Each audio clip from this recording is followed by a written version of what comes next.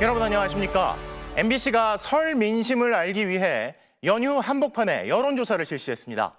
차기 대선 후보 선호도에선 이재명 더불어민주당 대표가 36%, 김문수 고용노동부 장관이 17%로 각각 1, 2위를 차지했는데요.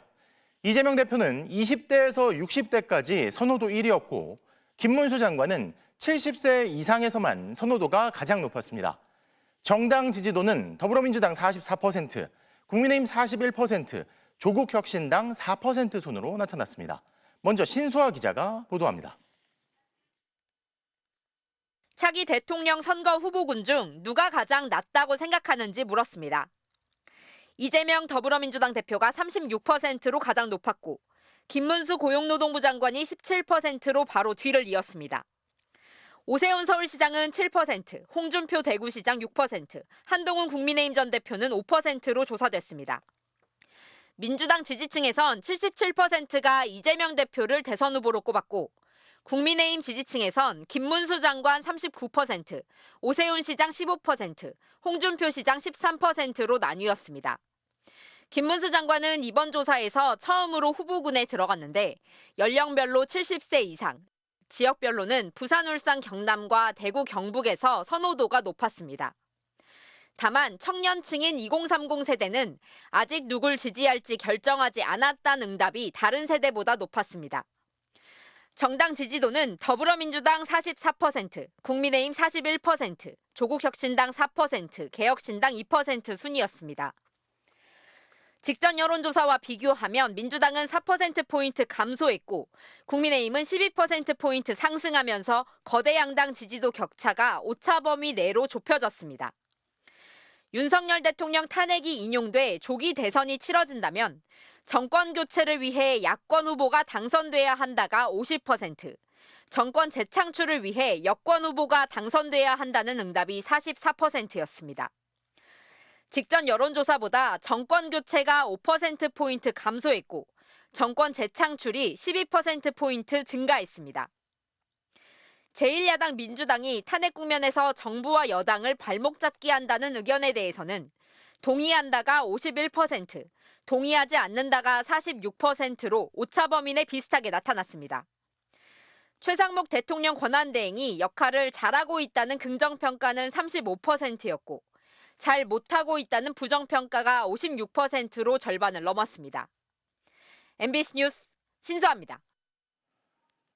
이번 조사에선 윤 대통령이 헌법재판소에 나와 얘기하는 내용에 동의하지 않는다는 응답과 윤 대통령이 공수처 수사를 거부한 건 잘못이란 응답이 과반을 기록했습니다. 특히 윤 대통령과 국민의힘이 결별해야 한다는 응답은 20대부터 60대까지, 즉 70세 미만의 모든 연령대에서 결별하지 말아야 한다는 응답보다 더 높게 나타났는데요. 전체 응답자의 3분의 2 이상은 서부지법 사태는 법 질서를 훼손한 폭동이라는 데 동의했습니다. 이어서 지윤수 기자입니다. 윤석열 대통령의 내란 수괴 혐의를 어떻게 생각하냐고 물었습니다.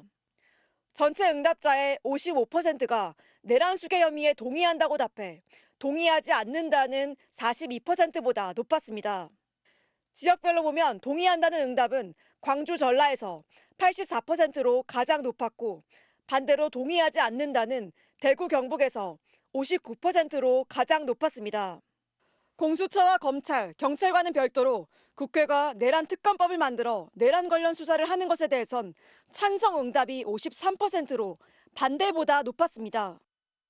비상계엄은 야당에 대한 경고성 계엄으로 탄핵 사유가 아니라는 윤 대통령 주장에 공감하는지 물었습니다. 공감하지 않는다가 58%, 공감한다는 41%였습니다. 공수처 수사는 불법이라고 주장하면서 윤 대통령이 수사를 거부한 것에 대해선 잘못된 대응이란 답이 58%로 적절한 대응이란 답보다 19%포인트 높았습니다. 앞으로 국민의힘이 윤 대통령과 어떤 관계를 설정해야 할지 묻자 지금보다 더 대통령을 지지해야 한다는 29%, 현재 수준 유지가 12%였고 절반을 넘긴 56%가 결별해야 한다고 답했습니다. 헌법재판소가 윤 대통령 탄핵 소추안에 대해 어떤 결정을 내려야 하는지에 대해선 탄핵을 인용해 파면해야 한다가 58%, 탄핵을 기각해 직무에 복귀시켜야 한다가 39%로 집계됐습니다. 진보층은 탄핵 인용, 보수층은 탄핵 기각 의견이 높았는데 자신을 중도라고 밝힌 응답자 중에선 탄핵 인용이 69%였습니다.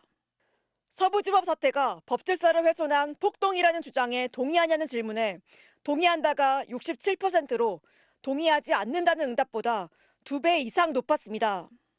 이번 조사는 MBC가 코리아 리서치에 의뢰 지난 27일과 28일 이틀간 전화 면접으로 전국 만 18세 이상 1,004명에게 물었고 응답률 18.9%, 신뢰 수준 95%에 표본 오차는 플러스 마이너스 3.1%포인트입니다. MBC 뉴스 지은수입니다. 자, 그럼 장슬기 데이터 전문 기자와 좀 더 깊게 들여다보겠습니다. 자, 장 기자, 일단 윤 대통령에 대한 비판하는 여론은 거의 그대로 가는 추세인데 윤 대통령이 속한 국민의힘 지지율은 작년에 비해서 올라가는 추세잖아요. 네네. 이걸 보면 윤 대통령은 잘못했다, 선을 긋고 국민의힘 지지자들이 모이고 있다. 그러니까 이 두 개가 따로 이렇게 분리되고 있다고 봐도 될까요? 어떻게 설명해야 될까요? 일단 정당 지지율에 관한 여론조사도 시기별로 따져볼 필요가 있습니다. 먼저 11월 중순 이후에 전화 면접 가상 번호로 실시한 42개 여론조사의 흐름을 한번 그려봤는데요. 자, 보시면 세 가지 국면으로 크게 나눌 수 있습니다. 네. 국면 설명하기 전에 잠깐 말씀을 드리면 보통 여론조사에서는 이 현 정치 상황에 더 화가 난 쪽이 더 많이 응답을 하는 경향이 네. 있거든요. 이 부분 기억해 주시고요. 먼저 첫 번째 국면은요. 계엄 직후부터 탄핵 소추안 통과 직전까지입니다. 민주당 지지율은 오르고 국민의힘 지지율이 하락했습니다. 네. 자, 그런데 그 뒤로 공수처가 윤 대통령을 체포하기 전까지 약 한 달 동안 이 국민의힘 지지율이 오름세를 보이는 게 보입니다. 자, 이때는 반대로 윤 대통령이나 국민의힘 지지자들의 위기감이 고조된 시기라고 봐야 할 겁니다. 그러니까 보수층 또는 국민의힘 지지층 응답이 더 적극적으로 활성화될 수밖에 없었던 시점인 겁니다. 그러니까 화가 나고 위기감을 느끼면 더 응답률이 높아지는 경향이 있다, 이런 말인데, 자, 그럼 그런 시각에서 보면요, 오늘 MBC 조사를 포함해서 최근 흐름에서 이 국민의힘의 상승세가 좀 주춤해진 모양새라고 볼 수도 있겠네요. 이게 그러니까 그렇게 보면 뭔가 또 변화가 생긴 거잖아요. 맞습니다. 이번엔 민주당이 다시 약간 상승세를 타고 있다고 볼 수 있는데요. 네. 같이 함께 CG를 보시면 그 사이 서부지법 난동이 벌어졌고요. 네. 또 윤 대통령은 헌법재판소 탄핵 심판에 나와서 대란 혐의를 전면 부인하고 있습니다. 여기에 이 비상식적인 부정선거 주장을 고집하면서 그간 상황을 지켜보던 민심이 다소 분노하는 상황이 됐다. 이렇게 평가할 수 있을 것 같습니다. 자, 국민의힘이 그동안 옹호하고 윤 대통령을 옹호하고 또 소위 내란 세력들이 뭐 폭동까지 막 선동하고 하는 것들이 지지율에는 결과적으로 통하지 않았다, 이렇게 볼 수도 있을 것 같은데, 관심은 앞으로잖아요. 실제로 이제 윤 대통령 탄핵 심판 결과도 나올 거고 그 다음에 내란 재판도 사실 계속 될 거잖아요. 이러면 이 여론조사의 흐름이 앞으로는 또 어떻게 달라질까요? 당분간 더 이상의 급격한 변화는 없을 것으로, 좀 어려울 것으로 보입니다. 그렇습니까? 그 이유는 이번 조사에서 드러난 이른바 무당층 때문인데요. 네. 그러니까 무당층은 지지 정당이 없다거나 잘 모르겠다 이렇게 답하는 응답자들인데 평소에는 20% 정도, 높을 때는 30%까지 올라가거든요. 네. 자, 그런데 이번 MBC 조사에서는 이 무당층이 고작 8%에 그쳤고요. 그래프도 함께 보시면 다른 조사들에서도 1월 들어서 무당층이 10% 안팎으로 급격하게 꺾였습니다. 자, 무당층이 크게 줄었다. 그러면 여야 양쪽의 지지층이 서로 결집했다, 뭉쳤다, 이런 식으로 봐야 되는 건가요? 그렇죠. 상당히 이례적인 상황이긴 합니다. 왜냐하면 무당층이 10%까지 줄어드는 시기는 보통 선거 일주일 전입니다. 그러니까 지금은 확정된 선거도 없는 상황인데 이렇게 10%까지 줄어드는 게 굉장히 이례적인 거죠. 그러니까 그래서 이 10%를 해석해 보자면 지금 국민들의 정치 관심도가 굉장히 높은 상황이고 선거를 코앞에 둔 시점처럼 네. 높은 상황이라는 것을 볼 수 있을 것 같습니다. 자, 그러면 이게 거의 지금 선거 국면 앞으로 다가온 거랑 비슷한 거니까 이제는 결정적인 실수를 하거나 또 잘못된 사람들의 편을 들거나 하는 것들이 생각보다 안 통할 수 있는 면이 있겠네요. 그래서 국민들이 정치권의 움직임마다 크게 반응하고 또 여론조사도 요동치는 거겠군요. 자, 장 기자, 잘 들었습니다. 감사합니다.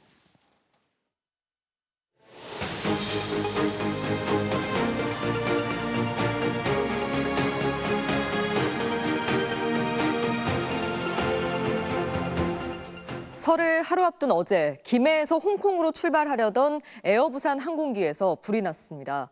꼬리 부분에서 불이 시작돼 기체 중간까지 번졌는데 기체에는 3만 5천 파운드의 연료가 실려 있어 자칫 폭발로 이어질 수 있는 상황이었습니다. 소방당국이 연료 탱크 쪽을 집중 방어해 다행히 화재는 1시간여 만에 진압됐는데요. 먼저 긴박했던 그 순간을 조민희 기자가 보도합니다. 에어부산 BX391편 항공기 꼬리 부분에서 시커먼 연기가 계속 뿜어져 나옵니다. 어젯밤 10시 26분 김해공항 계류장에서 이륙을 준비하던 항공기에 불이 났다는 119 신고가 접수됐습니다. 뒤에 있는 승객들이 막 몰려오면서 다 나가 막 이렇게 하시니까 저희도 놀래가지고 일어나서 나가려고 하는데 비상구는 다 막혀 있으니까 까만 연기가 다 자욱하게 다 차 있었어요. 공항 공사와 공군 소방대가 진화를 시도했고 10분쯤 뒤 소방당국도 현장에 도착했습니다. 하지만 항공기 꼬리에서 솟았던 불길은 기체 중간까지 번져갔고 더욱더 거세져 동체 거의 대부분을 휘어삼킵니다. 지붕이 거의 불이 타고 있어서 거의 터지기 일부 직전 상황처럼 보여가지고 긴장을 많이 하고 있었고 당시 김해공항에는 초속 10m의 강한 바람이 불고 있었습니다.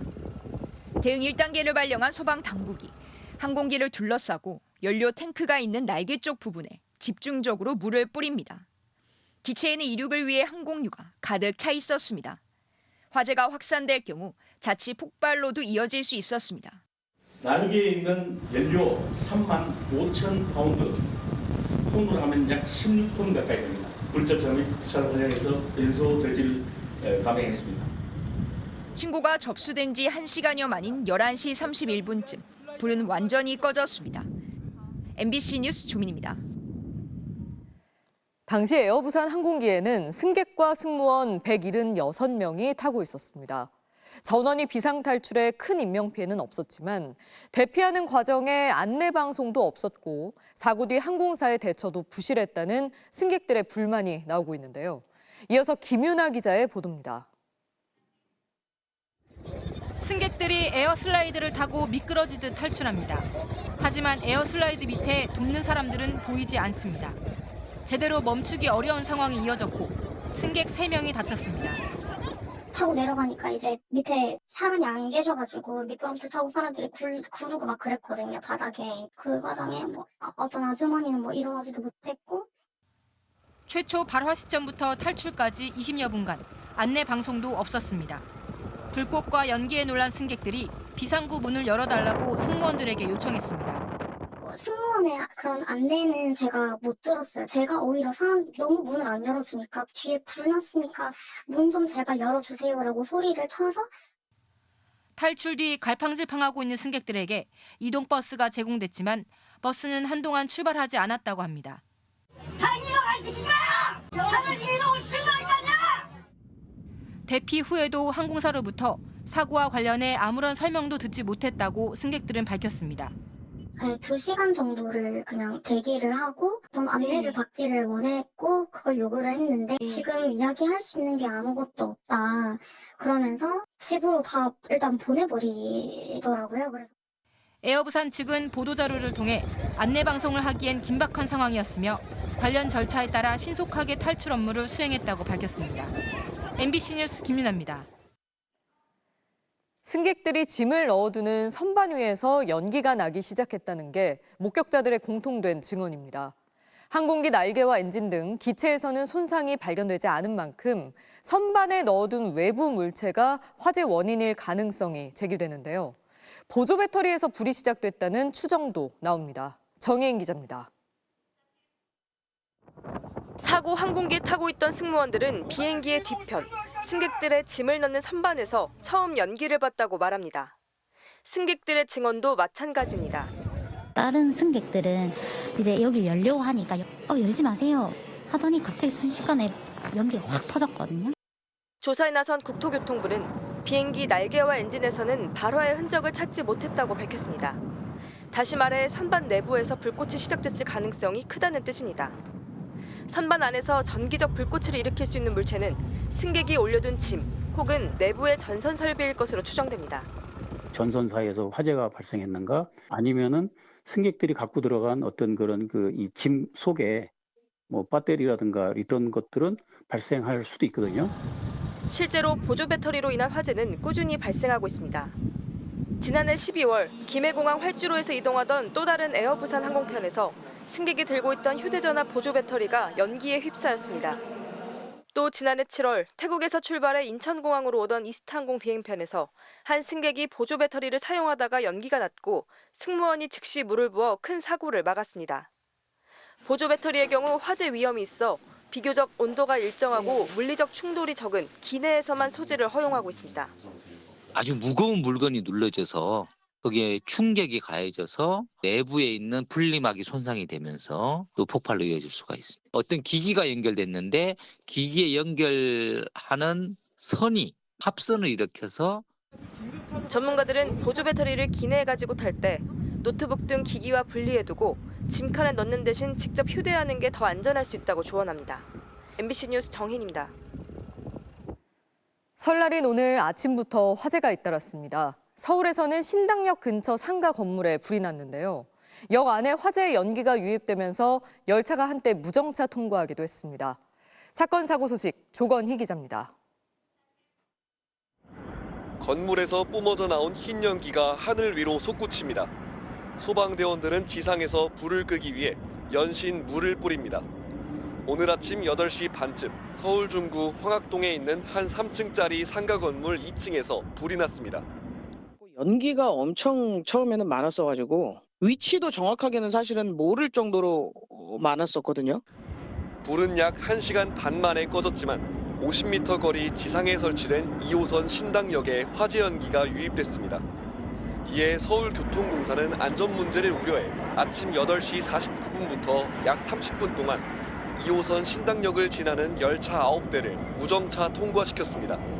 이 불로 다친 사람은 없었지만 불난 건물 2층 와인 가게가 남김없이 타버렸고 3층 가게들도 까맣게 그을렸습니다.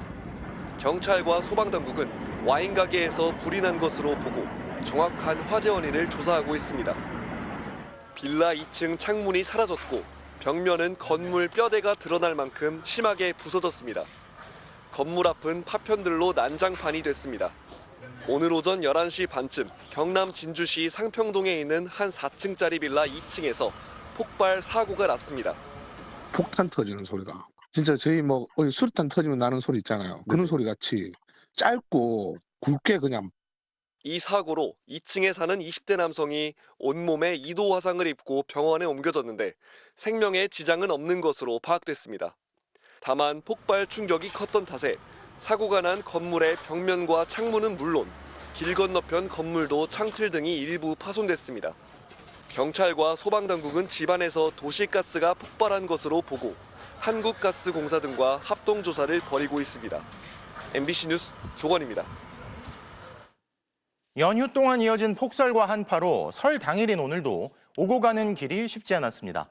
미끄러운 길을 지나 도착한 고향에서의 설 풍경을 윤서영 기자가 전해드립니다. 설 연휴 동안 20cm가 넘는 눈이 내린 충남 부여의 한 마을. 좁고 굽이진 마을 도로는 빙판길로 변했고 그늘진 내리막길엔 눈이 수북이 쌓였습니다. 결국 귀성객들은 마을 입구에 차를 세워둔 채 선물 꾸러미를 들고 한참 걸어갑니다. 막 넘어지기도 하고 막 거동이 많이 불편했네요. 할머니 할아버지도 오지 말라고 하셨는데 여기까지 왔는데 안 갈 수도 없고. 폭설을 뚫고 모인 가족들은 이른 새벽부터 분주합니다. 정성을 담은 차례상으로 조상께 예를 올린 뒤 우더른께 세배를 드립니다. 건강하게 잘 자라라. 이제 세뱃 좀 줘야지. 힘든 귀성길이었지만 서로 얼굴을 보고 새해 복과 덕담을 주고받다 보니 절로 웃음이 나옵니다. 첫째가 건강이죠. 지금 너무나 어려운 시대에 살고 있기 때문에 너는 할 것 없이 다 마찬가지지만 국가적으로도 지금 온 국민이 편안하고 건강했으면 좋겠어요. 사흘간 이어진 폭설로 충남 지역에선 도로 4곳이 통제됐고 축사 11곳이 쌓인 눈의 무게를 버티지 못하고 파손됐습니다. 또 서해 모든 해상에 내려진 풍랑특보로 충남 지역 섬을 오가는 뱃길은 사흘 내내 통제됐습니다. MBC 뉴스 윤소영입니다. 이번 설 연휴 사흘간 폭설이 쏟아진 지역에선 성묘객들이 산소를 찾는데도 어려움을 겪었는데요. 귀경길에 나서는 발걸음도 조심스러웠습니다. 김영창 기자입니다. 밤사이 내린 눈으로 광주 시립묘지가 온통 하얗게 뒤덮였습니다. 눈길을 뚫고 달려온 성묘객들은 쌓인 눈에 가려진 묘지를 찾느라 애를 먹습니다. 찾았어. 와, 추워. 40분 만에 아버지의 묘소를 찾은 아들은 맨손으로 눈을 치운 뒤 정성스레 음식을 올리고 절을 합니다. 처음이죠, 이런 거는. 바로 찾았는데. 눈이 많이 와가지고? 네, 안 보여서. 뿌듯하죠, 일단. 엄청 뿌듯하죠. 5시간 넘게 걸려서 왔는데. 또 다른 성묘객도 매섭게 휘날리는 눈발 속에서 묘 앞에 나란히 섰습니다. 오랜만에 모인 삼형제와 가족들은 술을 따르며 조상의 음덕을 기립니다. 이제 아버님을 기억할 수 있는 시간이기 때문에 또 눈은 오기는 하지만 그래도 뭐 산소를 찾아 뵙는 게 저희 마음을 또 표현하는 거기 때문에 이렇게 같이 모이게 됐습니다. 고향의 가족을 찾아뵙고 성묘를 마친 사람들은 오후 일찍부터 귀경길에 올랐습니다. 사흘간 이어진 대설특보는 오후 들어 해제됐지만 해가 지고 나면 기온이 급격히 떨어져 그동안 내린 눈이 얼어붙지 않을까 우려됐기 때문입니다. 사고 안 나고 잘 돌아갔으면 좋겠습니다. 날씨가 너무 안 좋아서. 예. 지자체에서도 제설 작업 등 도로 관리에 나섰습니다. 특히 상습 결빙 구간에 대해서는 블랙아이스 기동반을 추가로 운영하면서 시민들이 안전하게 귀경할 수 있도록 만전을 기하겠습니다. 사흘째 폭설이 쏟아진 광주 전남 지역에선 낙산과 교통사고 피해 신고가 30건 가까이 접수되는 등 크고 작은 인명피해도 발생했습니다. MBC 뉴스 김영창입니다. 다음 소식입니다. 윤석열 대통령의 최측근인 이상민 전 행정안전부 장관이 작년 12월 3일 비상계엄을 할 상황이 아니었다고 진술한 것으로 확인됐습니다. 또 이제 와서 보니 비상계엄에 대해 사법적인 판단도 할 수 있을 것 같다는 취지로 입장을 바꿨다는데요. 고등학교 동문인 최측근마저 선을 긋는 건 대통령의 혐의가 그만큼 무겁다는 뜻이겠죠. 윤상문 기자의 단독 보도입니다. 지난 22일 국회에 나와 증인 선서를 거부한 뒤 증언하지 않겠다는 답만 반복한 이상민 전 행정안전부 장관. 포고령 위반이다. 자신 있게 국회의원들 끌어내려라 라고 지시한 바 있습니까? 증언하지 않겠습니다. 그런데 이 전 장관이 경찰 조사에서 이번 비상계엄이 요건에 맞지 않는다는 취지로 진술한 것으로 확인됐습니다. 상식적으로 계엄군을 투입할 정도로 사회 질서가 혼란스러워야 하는데 그런 상황이 아니었다는 겁니다. 이 전 장관은 또 사태 이후에야 법을 찾아봤다면서 계엄법을 본 후에도 계엄할 상황이 아니라고 판단했다는 취지로 경찰에 진술했습니다. 비상계엄 선포 요건은 엄격합니다. 전시와 사변 또는 이에 준하는 국가 비상사태 시 적과 교전 상태에 있거나 사회 질서가 극도로 교란돼 행정과 사법 기능 수행이 현저히 곤란한 경우에만 할 수 있습니다. 윤석열 대통령의 최측근이자 판사 출신인 이 전 장관도 비상계엄이 정당하다고 법률적으로 방어하지 못하는 겁니다. 이 전 장관은 또 비상계엄은 고도의 통치행위라 사법심사 대상이 아니라고 했던 본인 입장에서도 한 발 물러선 것으로 확인됐습니다. 헌법에 규정된 권한을 행사하신 거고 비상계엄이라는 것은 고도의 통치행위로 인식되고 있습니다. 따라서 이 전 장관은 경찰 조사에서 대통령이 헌법을 초월해 무한정 권리를 행사할 수 있지 않다며 지금 보니 사법 판단을 할 수도 있겠다는 생각이 든다는 취지로 진술한 것으로 확인됐습니다. 이 전 장관은 또 윤석열 대통령이 비상계엄을 통해 무엇을 하려고 하는지도 전혀 몰랐고 계엄 선포문도 방송을 보고 알았다고 진술했습니다. MBC 뉴스 윤상문입니다. 앞서 보신 것처럼 최측근인 이상민 전 장관도 대통령과는 이미 선을 긋고 있다는 사실이 확인됐는데요. 아니나 다를까 내란 공범으로 기소된 김용현 전 장관을 빼면 경고성 계엄이니 걱정 말라는 대통령의 말을 미리 들어봤다는 국무위원은 존재하지 않았습니다. 최상목 권한대행도 같은 취지로 검찰에 진술한 사실이 확인됐는데요. 박솔립 기자의 단독 보도입니다. 윤석열 대통령은 12.3 비상계엄이 무산되자 경고형이었다고 주장했습니다. 목적은 국민들에게 거대 야당의 반국가적 패악을 알려 이를 멈추도록 경고하는 것이었습니다. 그럼 국무위원들도 경고용인 줄 알았을까요? 최상목 대통령 권한대행이 검찰 조사에서 윤 대통령으로부터 그런 말을 들은 적 없다고 진술한 것으로 확인됐습니다. 비상계엄 선포 직전 윤 대통령이 국무위원들에게 이번 계엄은 야당 경고용이라거나 부정선거 증거 확보 차원이라는 취지의 말을 한 적 없다는 겁니다. 검찰은 또 국회가 계엄 해제를 의결하면 바로 해제할 테니 걱정하지 말라는 취지의 대통령 말도 들은 적 없다는 최 대행의 진술도 확보했습니다. 내란 사태 공범으로 구속 기소된 김용현 전 국방장관을 빼면 윤 대통령이 경고용 계엄 주장을 뒷받침할 증거가 하나도 없는 겁니다. 그런 경고용이었다면 그 국무위원들 모였을 때 이게 경고용이다 이런 얘기는 왜 안 하셨어요? 그런 걸 얘기하는 것은 그거는 전략적인 차원이지 그런 얘기를 하는 건 안 맞죠. 반면 비상계엄이 국회 무력화를 노렸다는 증거는 많습니다. 윤 대통령이 직접 국회의원들 체포를 지시했다는 증언, 국회 정치 활동을 금지한 포고령, 대체 입법기구 예산 편성을 지시한 최상목 문건 등 한둘이 아닙니다. 검찰 조사에서는 비상계엄 당일 군경이 4,700여 명 동원됐고 실탄도 최소 5만여 발 준비됐던 것으로 드러났습니다.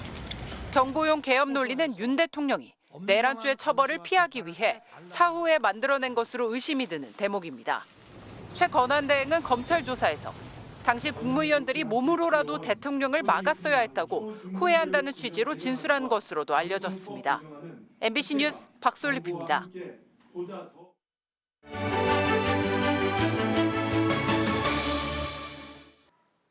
도시 생활에 지친 청년들이 할머니들만 살던 시골 마을에 터를 잡았습니다. 할머니들은 귀향 청년들을 따뜻하게 맞아주었고 이제는 가족보다 더 가족 같은 정이 생겼다는데요. 명절도 함께 보내는 귀향 청년들과 할머니들의 설 풍경을 김희건 영상기자가 담아왔습니다. 또 있다. 어디? 놀래서 빠졌나? 가가 탈령을 해서. 경남 함양에는 귀향 청년들과 토박이 할매들이 모여 사는 마을이 있습니다. 사실 서울을 동경해서 올라갔는데 꿈꿨던 서울살이가 아닌 것 같더라고요. 도시살이에 지쳐가던 청년들에게 이 마을은 숨통이 트이는 오아시스 같았습니다. 김포에서 직장을 다닐 때는 그 아침에 일어나는 그 순간들도 너무 싫었고 손주처럼 품어주신 할머니들의 고마움에 청년들은 이 마을을 고마워 할매 마을이라고 부릅니다. 동네 젊은 사람이 없는데 내가 우리 손자들보다 좋다 해놓고 우리 손자들이 막 아이고 할머니 너무한 거 아니에요 이렇게 한다. 내리사랑만 있는 건 아닙니다. 청년들도 할머니들에게 도움이 되는 순간들이 있었습니다. 댁을 방문해서 이제 찾아뵀더니 쓰러져 계신 거를 저희가 발견을 했고 골든타임에 저희가 병원에 이송을 할 수 있는 우울증과 합병증을 겪고 있던 하분주 할머니. 청년들이 오고 나서는 마냥 행복한 나날을 보내고 있습니다. 오늘 같은 날도 이 아가씨들이 오락한 게 시장에 가고 장도 안 보고 약만 지갖고 막 땡이 빠지기 쫓아왔어. 서로에게 힘이 되고 이제는 가족처럼 설 명절도 함께 지낸다는 고마워 할매 마을 사람들. 사람 사이에 정이 있다는 게 되게 좋은 것 같아요. 도시에 살 때는 내 옆집에 누가 사는지 알고 싶지도 않고 알면 되게 또 좀 서먹하고.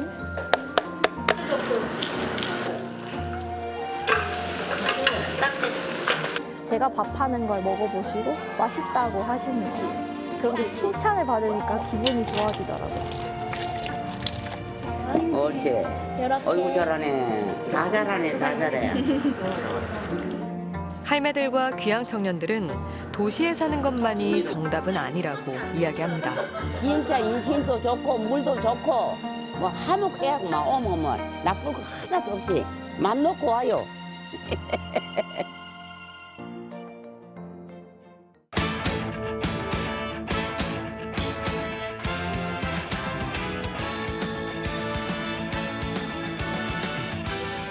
수요일 밤 스포츠 뉴스입니다. 남자 프로배구 1, 2위 간의 설날 빅매치에서 현대캐피탈이 대한항공을 꺾고 선두를 질주했는데요. 역대 최다 연승 공동 2위인 15연승 행진도 이어갔습니다. 송기성 기자입니다. 초반엔 대한항공의 집중력이 돋보였습니다. 정원영과 정지석 그리고 요스바니까지 공격 삼각편대가 불을 뿜으며 첫 세트를 따냈습니다. 하지만 현대캐피탈의 저력은 승부처에서 빛났습니다.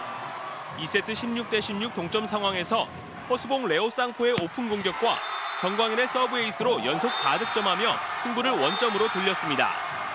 3세트 접전 상황에서도 허수봉의 백어택으로 추격을 뿌리친 현대캐피탈은 주포 레오가 4세트에 펄펄 날리면서 역전 드라마를 마무리했습니다. 지난 2달간 패배를 잊은 채 15연승을 내달린 현대캐피탈은 단일 시즌 최다 연승 공동 2위에 이름을 올리며 독주 체제를 굳혔습니다. 저희도 잘 몰랐어요. 이렇게 저희가 이렇게 잘 할지. 하면서 저희의 자신감이 더 붙어서 할 수 있다라는 생각을 가지고 경기하는 것 같고. 프로농구 SK와 삼성, 서울 라이벌 간 맞대결에선 선두 SK가 웃었습니다. 원희가 25득점 11리바운드로 올 시즌 30번째 더블더블을 기록하며 넉점차 승리를 이끌었습니다. 반면 5연패에 빠진 삼성은 꼴찌 손호에 한 경기 차로 쫓기게 됐습니다. KT는 전반에만 16점을 몰아친 허운의 활약 속에 DB를 꺾고 5위 자리를 지켰습니다. MBC 뉴스 송기성입니다. 프리미어리그 토트넘의 양민혁 선수가 데뷔전을 치르기도 전에 2부 리그 퀸즈파크로 이적할 전망입니다. 토트넘 소식을 전하는 매체인 후스퍼뉴스와 스퍼스웹은 일제히 토트넘이 양민혁을 2부 리그로 임대 보내는 방안을 고려하고 있다고 전했습니다. 그러면서 유력한 행선지로 과거 박지성 선수가 뛰기도 했던 퀸즈파크 레인저스를 지목했는데요. 또 다른 매체 풋볼 런던은 한 발 더 나아가 현지 시간 오늘 토트넘이 양민혁의 이적을 발표할 계획이라고 전했습니다. 지난달 토트넘에 합류한 양민혁은 최근 리그 2경기 연속 교체 명단에 이름을 올렸지만 데뷔전을 치르지 못했고 포스테코글루 감독도 적응이 더 필요하다면서 당분간 기용할 계획이 없음을 내비치기도 했습니다. 한편 주전들의 줄부상에 이어 공격의 핵심 메디슨마저 종아리 부상으로 2, 3주 결장하게 될 것이라고 현지 매체들은 보도했습니다. 네, 호크앤 덩크슛을 성공시켰는데 농구 코트에서 퇴장당할 수밖에 없었던 사연, 톱플레이에서 확인하시죠. 미국 대학농구인데요. 돌파에 이은 호크앤 덩크슛을 터뜨립니다. 그런데 이 심판이 경기를 중단시키고 이 선수에게 퇴장을 명령하는데요. 선수는 물론 동료들도 믿을 수 없다는 반응입니다. 다시 보니 이 선수 덩크슛 이후에 잠시 상대 선수를 바라보며 도발성 세리머니를 했네요. 이 행동에 두 번째 테크니컬 파울이 선언되면서 곧바로 퇴장. 회심의 덩크슛이 마지막 슛이 되어버렸네요. 이번에도 미국 대학농구인데요. 공 가로챈 뒤 속공에 나섰는데 엄청난 슬램덩크를 꽂아넣습니다. 마치 공중에서 잠시 멈춘 듯한 채공력. 다시 봐도 시원하네요. 마지막은 북미 아이스하키인데요. 공격에 나선 콜로라도 패스 받아서 슛! 들어갔습니다. 분명 패스 받기 직전에 엉덩방어를 찍고 말았는데 그 상태 그대로 슛을 날렸네요. 집중력이 만든 진기명기였습니다. 지금까지 톱플레이였습니다. NBA 휴스턴 선수들이 합작한 기막힌 엘리웁 덩크입니다. 눈빛만 봐도 호흡이 척척 맞네요. 수요일 밤 스포츠 뉴스였습니다.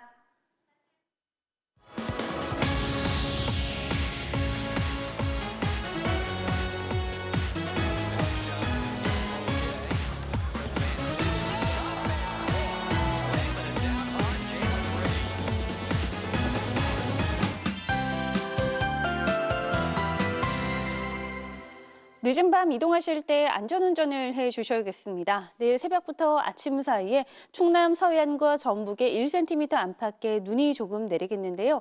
이미 충청과 호남 지방은 40cm 안팎의 많은 눈이 쌓여 있어 빙판길로 변하는 곳이 많겠습니다. 내일은 오늘보다 더 추워지겠습니다. 서울의 아침 최저기온이 영하 9도, 양주 영하 16도, 충주와 대관령 영하 13도까지 떨어지겠고요. 이 중부 내륙의 체감 온도는 영하 20도 안팎에 달하겠습니다. 현재 경기 북부와 강원 내륙 충북 북부를 중심으로 한파특보가 계속되고 있고요. 강풍특보가 내려진 동해안은 내일까지 바람이 매우 강하게 불겠습니다. 이번 추위는 내일 절정을 보이겠고 금요일 낮부터 다소 누그러지겠는데요. 다만 아침 사이 서쪽 지방을 중심으로 약하게 눈이 내릴 전망입니다. 자세한 지역별 내일 날씨입니다. 내일 충청과 전라권은 대체로 흐리겠고 그 밖에 전국은 가끔 구름이 많겠습니다. 아침 최저기온은 서울이 영하 9도, 춘천 영하 15도, 대전 영하 8도, 대구가 영하 5도까지 떨어지면서 오늘보다 추워지겠습니다. 낮 최고 기온도 서울이 0도, 광주 7도, 대구 6도를 보이는 등 오늘과 비슷하겠습니다. 날씨였습니다. 수요일 뉴스데스크 오늘 순서 여기서 마치겠습니다. 귀경길 안전에 유의하시길 바랍니다. 시청해주신 여러분 고맙습니다.